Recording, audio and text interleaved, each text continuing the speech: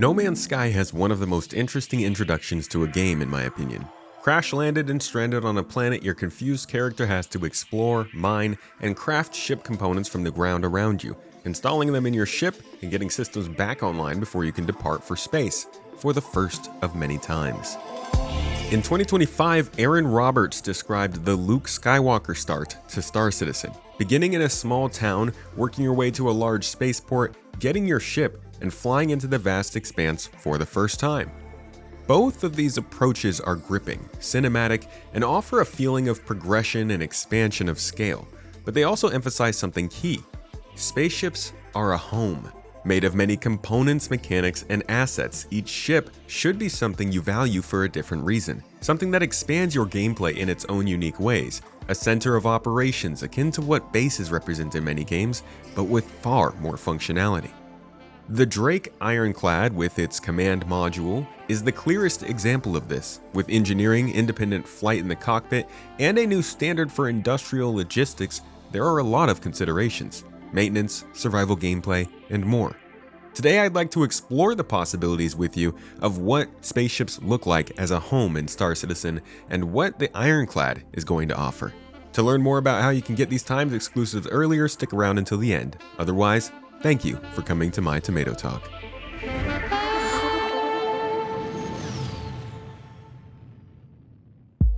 For a long time, the only thing that mattered in Star Citizen was the ship that you flew. Whether it had a bed, medical facilities, escape pods, extra components, if it had extra armor, a stealth coating, an external or internal cargo hold, or a tractor beam, your ship had features, or the placeholders of features, but up until the last few years, none of it really mattered.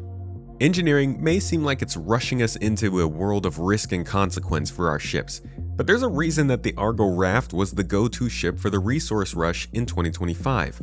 Specific ship features simply matter more now. A tractor beam and external cargo grid means barely ever leaving your seat to get the job done offloading goods. 2 utility mounts means a tractor beam and a salvage laser rather than picking and choosing. Specific doors in certain areas of the ship mean venting a room to put out a fire is more viable for some ships than others. VTOL thrusters on your large cargo ship means less overheated thrusters and wasted fuel as you land at planet-side locations. The components you run in your ship, whether industrial, military, or civilian grade, are going to dictate what you can do with your ship on a daily basis. And of course, escape pods and command modules are going to allow for life after your ship if you end up in that situation, pointing towards the possibility of survival gameplay. All these parts and pieces are starting to no longer just be features and mechanics, but actual ship-based responsibilities. The idea of working your way up from the bottom rungs of humanity into a spacefaring enterprise of one is a pretty cool one, and Star Citizen aims to provide that. But then there's the more desperate scenario of actually being stranded. Power, warmth, and sustenance are not a guarantee, and you have to come up with solutions fast. In Star Citizen, temperature, food, water, radiation, and oxygen all affect your ability to survive in space. Your hydration levels require a drink every few hours. Oxygen requires you to find a pressurized room in even less time. And a chilling or overheating temperature can eventually kill you too. We've seen the radiation waves in Pyro and the heat of some of the moons around the whole game. For the most part, survival gameplay has been pretty short term, and I think there are a lot of opportunities there. But most players have been starting in population centers and cities and ignoring more of the fringe dangers of space. Survival considerations and our view of the gameplay are going to change as the new login tech kicks in, and you're no longer waking up in cities and space stations anymore. Your ship is going to be the refuge that you keep running when you're out there in the vacuum of space. Outside of that though, base building and crafting are the obvious counterparts to these worries. Our ability to use a small fabrication unit, a vehicle with drones, or even a ship with the proper facilities is going to mean we can cook food, refine water, create habitations, and protect ourselves from radiation. We'll also be able to maintain the future hygiene functionality and get buffs from sleeping in beds. The materials of these things can be wrought from the land, found in crashed ships, or facilitated by your own ship, its cargo hold, or the materials that it's made of. The Ironclad command module could actually be a ferry ship between your potential refuge and wherever the ship may have crashed. In general, ships are going to have their own power supplies, storage capabilities, and their new likelihood to be disabled rather than fully destroyed, causing more ships to crash land and be stranded rather than just explode into 1,000 parts. All of this means these ships are becoming a more grown-up home for you, just as much as they could be a refuge for survival.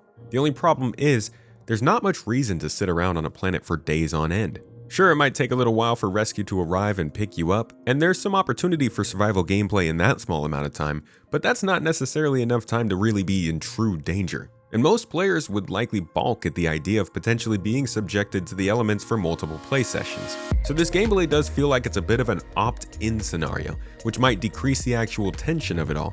But I think there's a lot more work that needs to go into this before we will know for sure. Then there's the ship carrier, a new breed in Star Citizen as of the last couple of years. Capital ships have been around for a while, starting with the 890 Jump and continuing with the Reclaimer more than half a decade ago. But only recently have we gotten proper transportation style ships, with the Idris coming in last year and the Liberator and Kraken both in development. Along with these ships comes a renewed focus on ship services like refueling, rearm, and repair. Along with docking being worked on for the Ironclad, these are crucial parts of using smaller ships out in space. Nyx is a large system with few supply points, and Pyro is going to be more hostile in the future at its space stations. With future systems hosting much larger spaces than that of Stanton, Pyro, or even Nyx, players need to feel confident calling for fuel services, repairs, or just a place to stop off for the night. In 2026, the ability to start repairing and refueling ships on board other ships is becoming a reality, and physical reloading is already starting to seep into the larger ships as well. That said, this change is going to mean more fuel scarcity and damageable components a la engineering. Trade-offs that you're gonna have to make for the greater freedoms. And it's good to remember that most of these changes aren't going to matter if they don't have the social apps that will support the group gameplay that this is all about.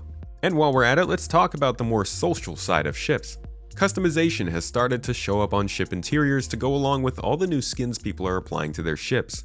For those who play on larger multi-crew ships, it's quickly becoming clear that roles like deckhand, XO, turret gunner, and engineer are all full-on jobs worth paying for now.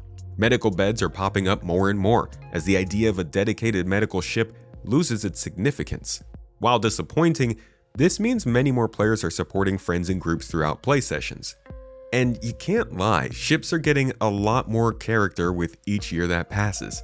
While it's still taking time for these systems to actually release into the live game as of the time of writing this video, the big picture is shifting towards an experience focused around living in your ship, making it a home, and allowing it to grow into the true center of the game. A lot of people don't like friction. While many join Star Citizen for complexity, danger, and the risk of living in space, many others want a relatively easygoing experience so they can focus on the really good stuff.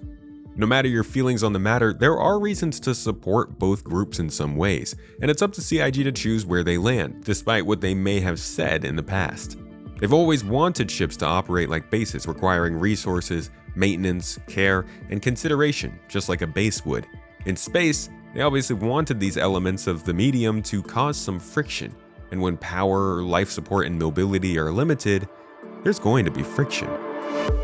And this is where we've seen tension forming over the last couple of years. Many players don't want to lose their items when they die. They don't like the possibility of another player boarding their ship. They don't want to move boxes manually or fight fires in their metallic spaceship.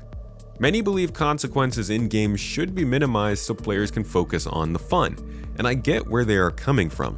But I do think there's a bit of a clash that we may never see dissipate here as the reality of the game continues to kind of bulldoze those who can't accept something different. Because everybody has to accept that no game is perfectly made for them. And in the meantime, these ships are growing up. They're gaining features, finding niches, and defining their trade-offs. The Ironclad is going to be a new level of functionality with its command module, secure storage, cargo functionality, and engineering. But are these new features starting to push some players away? How far can survival gameplay, ship maintenance, atmospheric flight, and physical interactions go before they become too tedious? Let me know what you think down below, and consider subscribing to the channel to catch my full coverage of the Ironclad as it releases. And if you enjoyed this more design-oriented, opinionated video, I make them for supporters every month as a thank you for making this possible for us. They release 6 months later to the public, but along with live podcast access, supporter chat rooms, and the potential to put your referral code in our referral code randomizer under each video, we hope supporters feel our appreciation. Whether you decide to or not, I appreciate you for watching this video all the way through. I hope you learned something new in it, and I'll catch you in the next.